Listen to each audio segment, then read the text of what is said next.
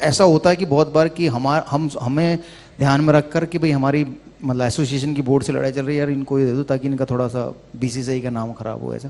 But वो होना नहीं चाहिए। बट ये I think credit Australian team को भी देना चाहिए कि जिस तरीके से उन्होंने पहला मैच हारा उसके बाद कम बैक किए, तो आई थिंक वो बैटिंग कोलैप्स एक बार ज़रूर होता है। तो मुझे लगता है शायद वो कोलैप्स अच्छा है कि वर्ल्ड कप से पहले जितनी बार होना हो जाए, वर्ल्ड कप में ना हो।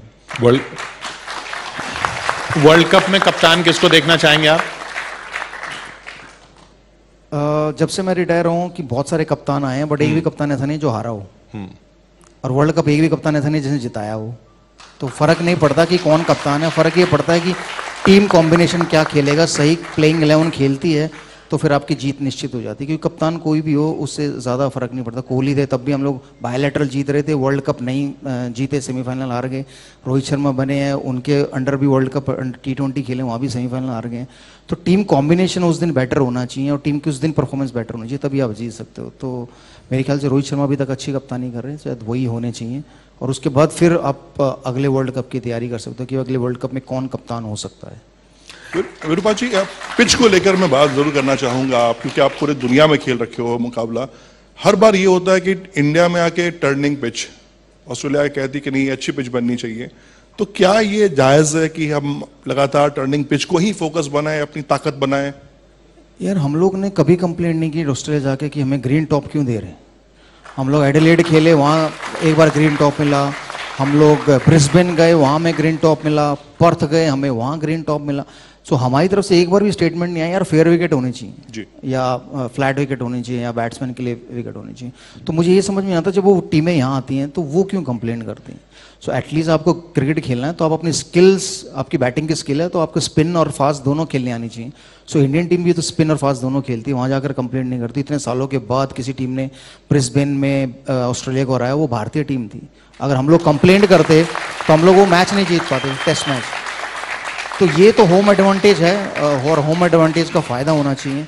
हम लोग जब इंग्लैंड जाते हैं, साउथ अफ्रीका जाते हैं, तो वो हमारे लिए ये सोच के पिच बनाते हैं कि हम इंडिया जाएंगे तो हमें टर्निंग ट्रैक मिलेंगे, तो इसलिए इनके लिए यहाँ स्विमिंग ट्रैक बनाओ ताकि यहाँ पर हम 4-0 जीते। तो वो हर देश करता है।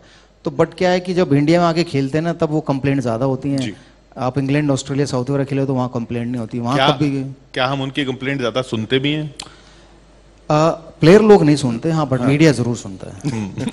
क्योंकि मीडिया को सबसे ज़्यादा जो अटेंशन मिलती है वो थोड़ी नेगेटिव न्यूज़ पे मिलती है, और जब ये कंप्लेंट होती है तो नेगेटिव न्यूज़ ही एक तरह। पहले हमारा सिस्टम ऐसा था कि हम बड़े ऑ में रहते थे कि वाह कोई फॉरेन कोच आएगा। आपने भी फॉरेन कोच के साथ काम किया, तो अब तो वो सिलसिला फाइनली ख़त्म हो गया, ये मान लिया जाए?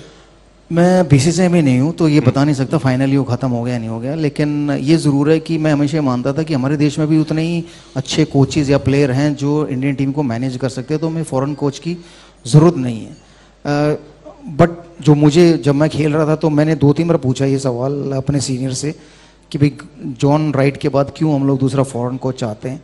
तो क्योंकि उन लोगों ने बहुत सारे इंडियन कोचेज़ के साथ अपना टाइम बिताया था, तो वो ये कहते थे कि कभी कभी इंडियन कोच ना बायस हो जाते हैं, फेवरेट हो जाता है, कोई फेवरेट नहीं होता है, तो जो नहीं होता बेचारा उसकी शामत आ जाती है, वो उसको बाहर चले जाता है। तो फॉरेन कोच आएगा सबको एक निगाह से देखेगा, ऐसा उनका मानना था। बट एक्चुअली फॉरेन कोच भी आकर सबको एक निगाह से नहीं देखता, उसके भी फेवरेट होते हैं, वो भी नाम के आगे गिर जाता है, ये तेंदुलकर है, द्रविड़ है, गांगुली है, लक्ष्मण है, तो वो ऐसा कुछ नहीं होता। तो बाद में आप चैपल के फेवरेट बने नहीं कभी? नहीं, मैं आया तो चैपल ने पहली स्टेटमेंट ये दी थी कि भाई Sehwag will be the next captain. और 2 महीने में ऐसा क्या हो गया कि पता नहीं कैप्टन से वो टीम से बाहर हो गए। सो ऐसा मुझे ऐसा लगता है कि कोचिंग, इंडियन टीम को कोचिंग की जरूरत नहीं, इंडियन टीम को मैन मैनेजमेंट की जरूरत है कि भाई आप एक ऐसा आदमी हो जो सारे प्लेयरों के साथ ना अच्छी दोस्ती रख सके, अच्छा ख्याल रख सके। भाई कोच को ये मालूम होना चाहिए कि बस मेरे को इसको कितनी प्रैक्टिस करानी है, इसको कितनी नहीं, जो कि आई थिंक उन सब में बेस्ट थे गैरी कर्स्टन, क्योंकि वो मुझे सिर्फ 50 बॉलें खिलाते थे। राहुल द्रविड़ को 200 बॉलें खेलते थे, सचिन तेंदुलकर 300 बॉलें खेलते थे, गौतम गंभीर 400 बॉलें खेलते थे, आकाश चोपड़ा और ज़्यादा खेलते। तो ये उनको मालूम था कि यार इनको इतनी बॉलें खेलने को मिलनी चाहिए, इसको इतनी बॉलें खेलने को मिलनी चाहिए, और उसके बाद वो छुट्टी देते थे कि भाई अब आपका काम हो गया, आप घर जाइए, होटल जाइए आराम की। तो वो उनको पता होना चाहिए कोचेस को कि यार मेरे ये प्लेयर हैं, इनको मेरे को कितनी प्रैक्टिस करानी है, किसको कितनी प्रैक्टिस की ज़रूरत है, किसको प्रैक्टिस की ज़रूरत नहीं है। तो बहुत सारे प्लेयर ऐसे भी होते हैं जो अपने आप को मेंटली प्रिपेयर करते हैं, क्योंकि उन्हें मालूम है मैं 15 साल से क्रिकेट खेल रहा हूँ, अब मुझे प्रैक्टिस में मेरी ना कोई बेटर होना है ना कुछ ख़राब होना है।